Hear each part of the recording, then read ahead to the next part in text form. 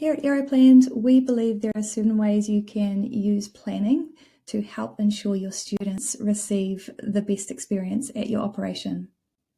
Starting with, where possible, grouping your students.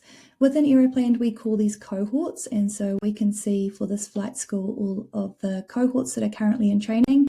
If we go back to January, let's say that we had 4 students that came in and wanted to do FAA phases on a 12-month course. We can see they started on January the 13th and they're expected to finish in early 2026. By creating this group of 4 students starting on this date on this training pattern, Aeroplanned provides a blueprint for the exact lessons that the students should fly every single week. The little stars show where special events are expected to occur, and we can see this course is going from 3 lessons per week in the PPL phase into 2 lessons per week in the CPL phase. We can see that they have been scheduled for a 2-week Christmas break, and the on-time end date is the middle of January. We can also see that a flag has been put in to show when they must all be finished for finance reasons. So it's super easy to group the students and know exactly what they need to do every week. Let's say though at that same time in January we had 2 students that wanted to go slightly slower than the 12 months. They wanted to do their course in 17 months. So we can see they started on the same date, but they're expected to finish mid next year. If we look at those 2 courses together, we can see how the blueprint for these 4 students is quite different from for these 2 students.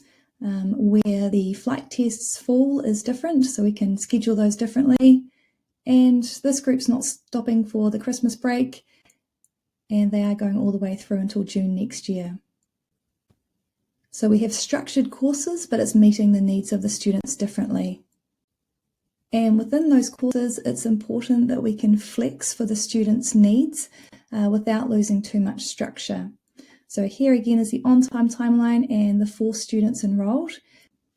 We can see that Eliza has only 29 lessons in her PPL phase instead of 39. So she's been credited with 10 lessons in this phase for previous training, and she's going to delay her start by 3 weeks. If we scroll to the right, we can see that Peter has elected not to fly that CFI phase. We've also adjusted his finance end date. So we've now customized the blueprint for each of our students to meet their needs, but we've still got a huge amount of structure within this cohort. So that's the plan, but let's see what it looks like when we go into the real world. So using the connection with the training management system, we cross off all of the lessons that the student has flown, and we can also enter holds. So we can see Peter had a medical issue nearly for 2 months, which has left him quite significantly behind. So this yellow block shows where the student is currently at, and this has recalibrated all of their future training. We can see that Eliza is currently expected to extend out past her on-time end date, but also out past that finance end date, and we can see that Peter is going to be significantly delayed as well.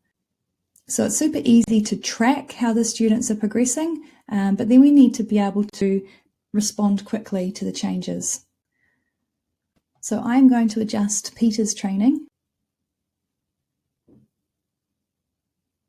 I'm going to start with removing that Christmas break for him. And we've now got that delay down to 17 weeks. Which still isn't quite good enough, so I am going to fix an end date that he needs to be finished by. The on-time end date is going to be too difficult, but we need to finish him before this finance end date. So let's go for the 12th of January. So Aeroplanned's going to recalculate what Peter needs to do every single week to be able to finish by that week of the 12th of January. So now this blueprint of the exact lessons, where the special events fall, where the new phases start, they're all going to be slightly adjusted to ensure that he finishes as needed in the middle of January.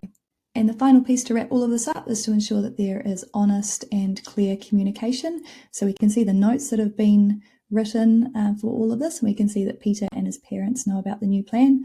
The student has also been tagged as critical attention.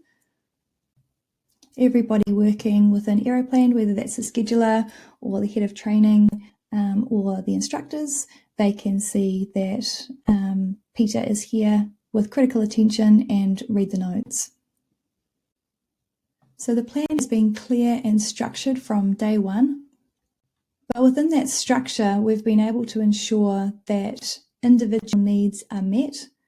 We've been able to track accurately how the students are going and then reset the plan, reset the expectations for each student to ensure everybody knows what the plan is.